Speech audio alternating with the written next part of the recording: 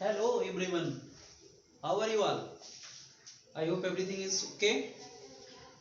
In this video we are going to discuss about modulus or absolute value of a complex number. आज की video में हम modulus या absolute value of a complex number के बारे में discuss करेंगे. What is this? ठीक है.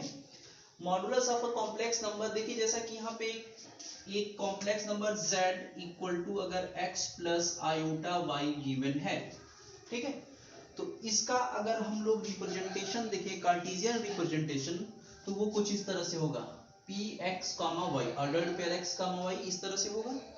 और ये देखो डिस्टेंस अगर यहां से ये देखा जाए तो this is x axis, x on real axis and this is y on imaginary axis. ये होता है रिप्रेजेंटेशन, लास्ट वीडियो में हमने पढ़ा है. ठीक है.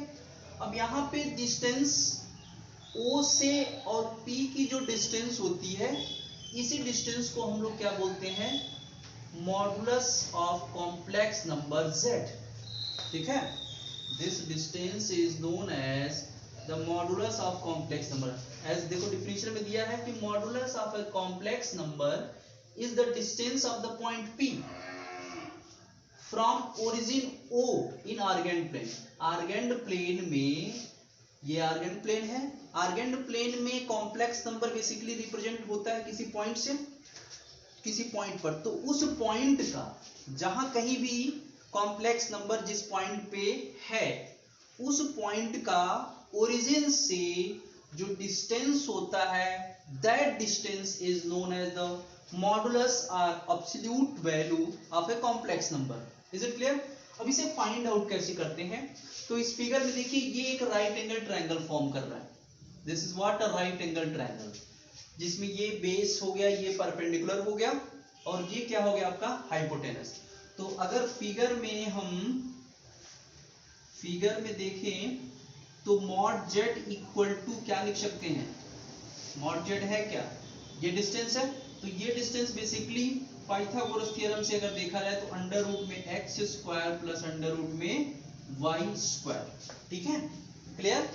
तो अगर कोई भी कॉम्प्लेक्स नंबर दिया हुआ है, इसको ऐसे भी लिख सकते हैं, mod z equal to under root में रियल ऑफ z का whole square plus imaginary of z का होल स्क्वायर. ठीक. This is the formula for finding the modulus और absolute value of a complex number. Clear? कैसे निकालते हैं, जैसे एक एग्जांपल देखिए, अगर मैंने कोई कॉम्प्लेक्स नंबर दिया है z is equal to 6 minus 8 iota. ठीक है, 6 माइनस 8 आयोटा. तो इसकी जो डिस्टेंस होगी ओरिजिन से, तो हमें निकालना होगा मॉड z इक्वल टू, हम सीधे सीधे निकाल देंगे क्या, mod z equal to within root 6 का स्क्वायर प्लस माइनस 8 का स्क्वायर. ठीक है, 6 का स्क्वायर 36, 8 का स्क्वायर 64. ऐड अप करेंगे तो 100 मिलेगा, 100 का स्क्वायर रूट कितना, 10 यूनिट. ठीक है. तो इस कॉम्प्लेक्स नंबर का जो मॉडुलस वैल्यू है और जो एब्सोल्यूट वैल्यू है वो कितनी है, 10 है. क्लियर? तो मॉडुलस वैल्यू आपको समझ में आ गया. What is the modulus value of a complex number?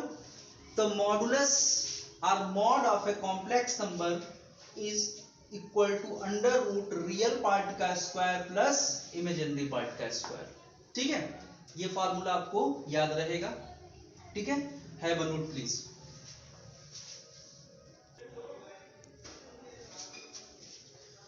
Now let us see what is the argument of a complex number. Argument or amplitude of a complex number. ये होता क्या है, फिगर में आपको दिख रहा होगा थीटा, फिगर में आपको दिख रहा होगा थीटा.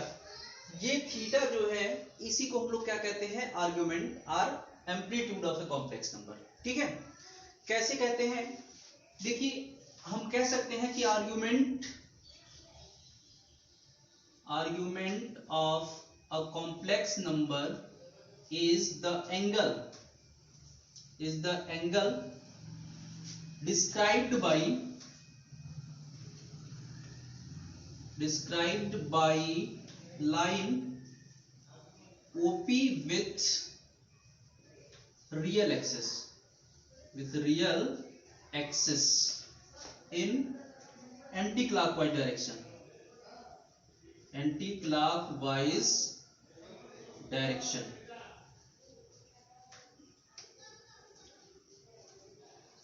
क्लियर? क्या होता है आपका argument? Argument of a complex number is the angle direct described by line OP, ठीक है, with real axis in anti clockwise direction. Real axis से ये जो OP है, मतलब सीधा सीधा ये मॉडुलस वाली जो लाइन है, ठीक है, मॉडुलस को रिप्रेजेंट करने वाली लाइन रियल एक्सिस से एंटी क्लॉकवाइज डायरेक्शन में जितना एंगल बनाती है उसी को हम लोग क्या कहते हैं, आपका argument of a complex number.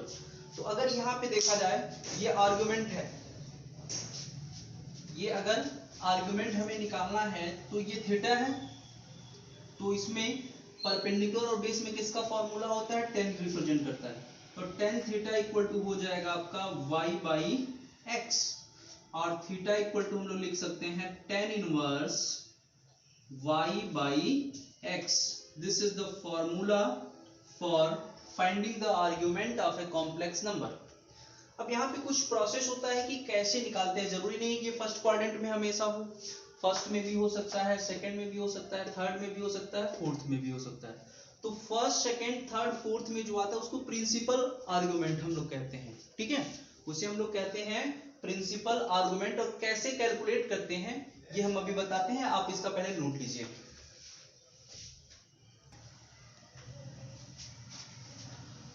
One more thing, let us see. ये जो आर्गुमेंट होता है किसी कॉम्प्लेक्स नंबर का, वो मेनी वैल्यूड फंक्शन होता है। Many valued function in the sense क्या होता है, उसकी बहुत सारी वैल्यूज आती हैं, ठीक है, एक होती है जनरल वैल्यू और एक होती है आपकी principal value.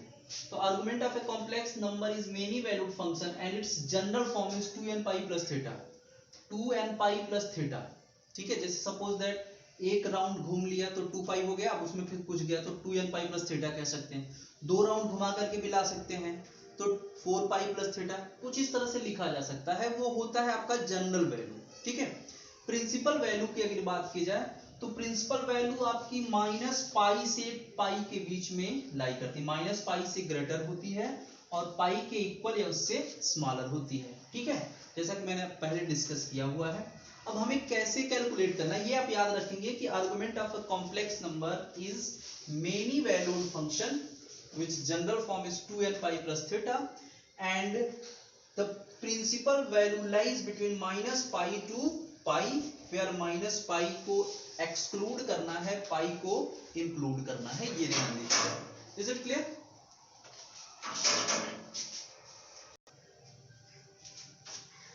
Now let us see how to calculate argument of a complex number. किसी भी कॉम्प्लेक्स नंबर का आर्गुमेंट कैसे कैलकुलेट किया जाता है, इसमें कुछ चीजें मैं आपको बता रहा हूं, ध्यान से याद रखिएगा, वो आप आसानी से कैलकुलेट कर लेंगे, ठीक है। सबसे पहले आप क्या करेंगे, अल्फा निकालेंगे। फर्स्टली फाइंड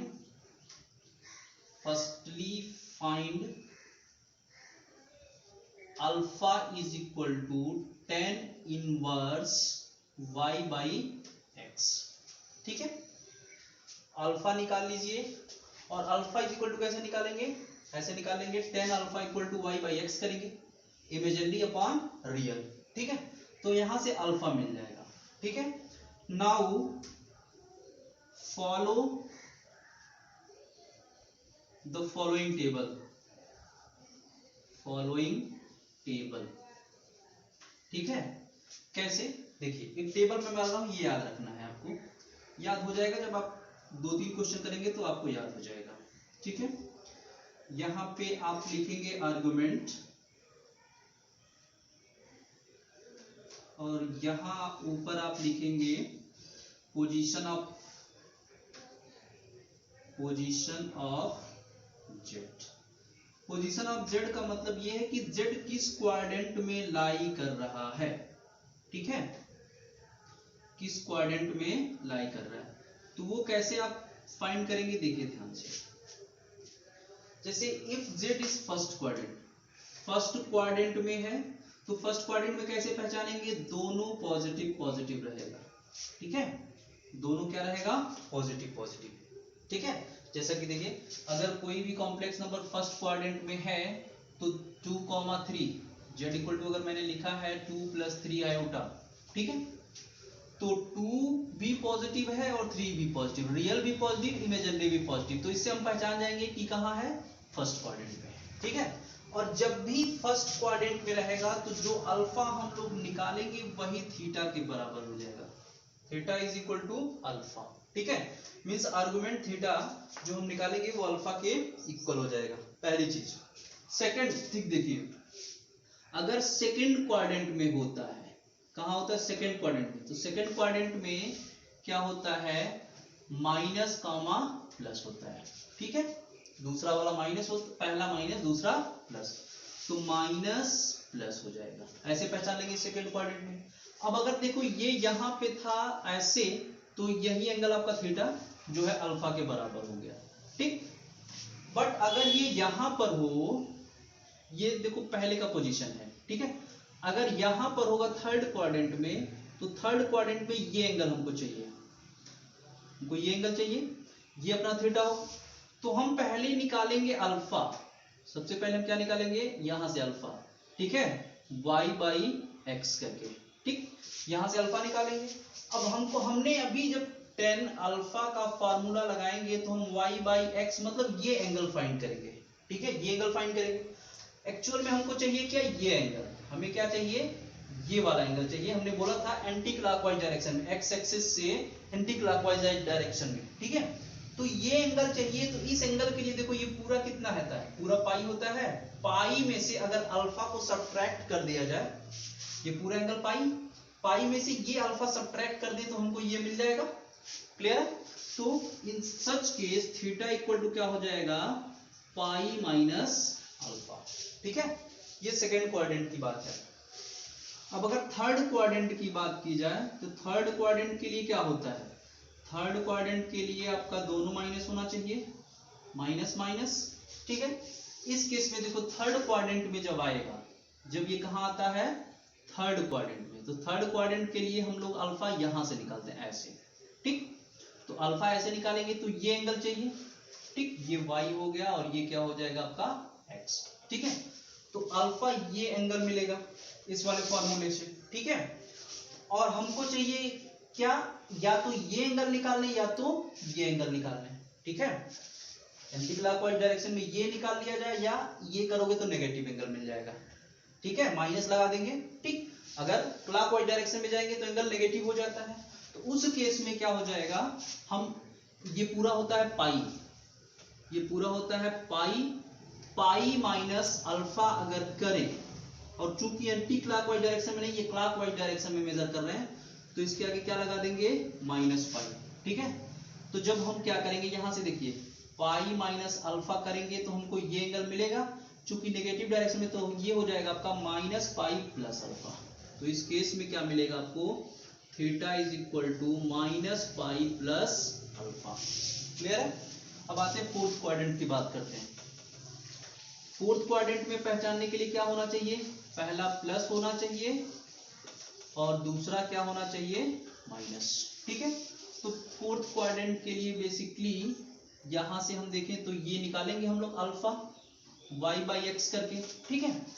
ये अल्फा जो होगा, ये अल्फा जो होगा सेम वही रहेगा, बट ये हम एंटी क्लॉक नहीं क्लॉकवाइज डायरेक्शन में मेजर करेंगे, इसलिए नेगेटिव हो जाएगा। तो थीटा इक्वल टू क्या हो जाएगा, माइनस अल्फा, क्लियर, समझ में आया, ठीक है। तो ये रहा आपका आर्गुमेंट कैलकुलेट करने का पूरा तरीका। आपको कुछ नहीं करना है, बस ये ध्यान देना है कि सबसे पहले हम अल्फा निकालेंगे। अल्फा कैसे निकालेंगे, tan inverse y by x करके। उसके बाद से हम क्या पहचानेंगे कि वो जो कॉम्प्लेक्स नंबर है वो किस क्वाड्रेंट में लाई कर रहा है, ठीक है, कॉम्प्लेक्स नंबर का पॉइंट किस क्वाड्रेंट में जा रहा है। अगर फर्स्ट क्वाड्रेंट में जा रहा है तो सेम वही आंसर हो जाएगा, ठीक है। अगर सेकंड क्वाड्रेंट में जा रहा है तो सेकंड क्वाड्रेंट के लिए क्या लिख देंगे, पाई माइनस अल्फा, पाई में से उतना एंगल सब्ट्रैक्ट कर देंगे। थर्ड में जाएगा तो क्या कर देंगे, माइनस पाई प्लस अल्फा कर देंगे, क्लियर। और अगर फोर्थ में जाएगा तो वही एंगल रहेगा, नेगेटिव हो जाएगा, क्लियर है। इसमें अभी क्वेश्चन करते हैं तो आपको क्लियर हो जाएगा, have a note of this.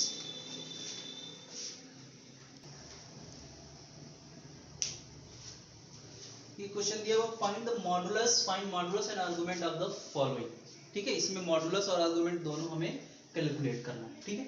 तो सबसे पहला क्वेश्चन देखिए, पहले क्वेश्चन में अगर हम देखें तो हमने बताया था मॉडुलस निकालने के लिए मॉड जेड इक्वल टू क्या लिखते हैं, अंडर रूट में रियल का स्क्वायर -1 का स्क्वायर प्लस इमेजिनरी पार्ट का स्क्वायर। इमेजिनरी पार्ट का स्क्वायर क्या हो जाएगा, i का कोफिशिएंट 1 है तो 1 का स्क्वायर, ठीक। तो ये मिल जाएगा अंडर रूट में 2, ठीक है। ये मॉडुलस निकल गया, ठीक है। अब हमें क्या निकालना है, आर्गुमेंट। तो मैंने क्या बताया, सबसे पहले अल्फा निकालो। तो 10 अल्फा इज इक्वल टू, आप क्या लिखोगे, 10 alpha equal to y by X, mod में y बाई एक्स, y क्या होगा -1, i का कोफिशिएंट 1 अपॉन -1, ठीक है। पीछे जो हमने बताया है उसमें आप क्या करेंगे, जो फॉर्मूला मैंने 10 अल्फा का लिखा था उसमें मॉडुलस लगा देंगे, ठीक है, मॉड, ठीक है। तो 10 अल्फा इक्वल टू 1 अपॉन -1। तो I hope 10 alpha equal to आपको आ जाएगा, ये माइनस माइनस मॉडुलस है तो +1 दे देगा, ठीक है, 1 आएगा, ठीक। अब ये 1 हुआ तो अल्फा इक्वल टू कितना मिलेगा, 45 डिग्री मिलेगा, that is alpha equal to π/4, clear, ये मिला। अब मैंने बताया था कि पहचानना है कि ये किस क्वाड्रेंट में है। तो देखो, पहला नेगेटिव दूसरा पॉजिटिव है ना, तो ये पहला नेगेटिव दूसरा पॉजिटिव ये किस में होता है, सेकंड क्वाड्रेंट में। और फर्स्ट में दोनों प्लस प्लस होते हैं, इसमें दोनों माइनस माइनस होते हैं, और इसमें पहला प्लस होता है दूसरा माइनस होता है, ठीक है, ये होता है, ठीक। तो ये सेकंड क्वाड्रेंट में जाया था। और सेकंड क्वाड्रेंट में मैंने बताया था, सेकंड क्वाड्रेंट के लिए हम क्या करते हैं, पाई माइनस कर देते हैं अल्फा, पाई माइनस अल्फा। तो पाई माइनस π/4 करेंगे तो आ जाएगा 3π/4। ये हो गया आपका आर्गुमेंट पहले वाले क्वेश्चन का, ठीक। Have a note of this. देखो सब में आर्गुमेंट, इसमें भी, इसमें ये z जो है इसमें भी मॉड z की वैल्यू 2 ही आएगी, इसमें भी मॉड z की वैल्यू 2 ही आएगी, ठीक है। और इसमें मॉड z की अगर बात करें तो ये 3 3 जा 9, 4 4 जा 69, 25 का स्क्वायर रूट होता 5, तो इसमें 5 आ जाएगा, ठीक है। तो ये हमने मॉडुलस सबका बता दिया। अब दूसरे क्वेश्चन को सॉल्व करते हैं। तो दूसरे में अगर देखा जाए तो 10 अल्फा इक्वल टू हम लिखेंगे -1 अपॉन -1, ठीक, यानी अल्फा इक्वल टू देखा जाए तो 45 आएगा, क्योंकि ये 1 आएगा। तो 10 अल्फा इक्वल टू 1 है, therefore alpha is equal to 45 degree, that is what, π/4, clear. अब π/4 आया, ये किस क्वाड्रेंट में जा रहा है, थर्ड क्वाड्रेंट में। थर्ड क्वाड्रेंट के लिए थीटा इक्वल टू लिखते हैं -π प्लस अल्फा, ठीक है। तो थीटा इक्वल टू -π प्लस π/4, तो 4 में से 1 सब्ट्रैक्ट करेंगे, कितना आ जाएगा आपका, -3π/4, ठीक है। इसका कितना आ गया, -3π/4, ठीक है। अब इसकी बात करते हैं थर्ड वाले की। ये पहला क्वेश्चन का सॉल्यूशन, ये दूसरे का सॉल्यूशन, प्लीज आप नोट कर लें इसको।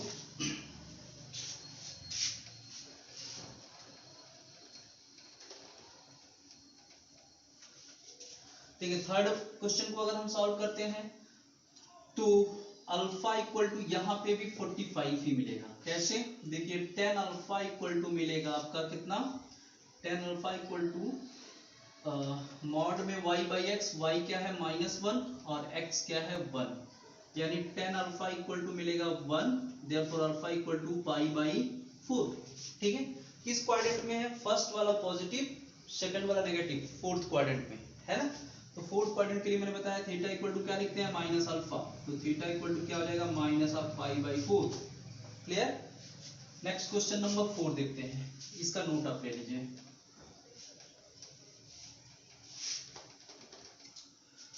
क्वेश्चन नंबर 4 में अगर 10 अल्फा इक्वल टू लिखेंगे तो मॉड में -4 अपॉन -3 होगा, ठीक, -4/-3, या 10 अल्फा इक्वल टू हो जाएगा 4/3, या अल्फा इक्वल टू हो जाएगा tan इनवर्स 4/3, ठीक।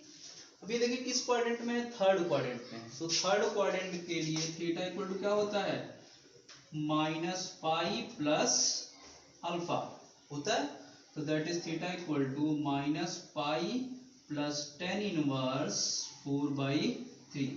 ये थर्ड फोर्थ वाले क्वेश्चन का आंसर हो गया, क्लियर है। तो इस तरह से हम लोग क्या करते हैं, आर्गुमेंट और मॉडुलस वैल्यू कैलकुलेट करते हैं। क्वेश्चन अभी इससे अच्छे और होंगे, अगले लेक्चर पे हम लोग क्वेश्चन करेंगे, ठीक है। इसका आप नोट कर लें, समझ में आ गया हो तो वीडियो को लाइक और शेयर जरूर कर दें। थैंक यू, और सब्सक्राइब भी कर दीजिएगा। Thank you.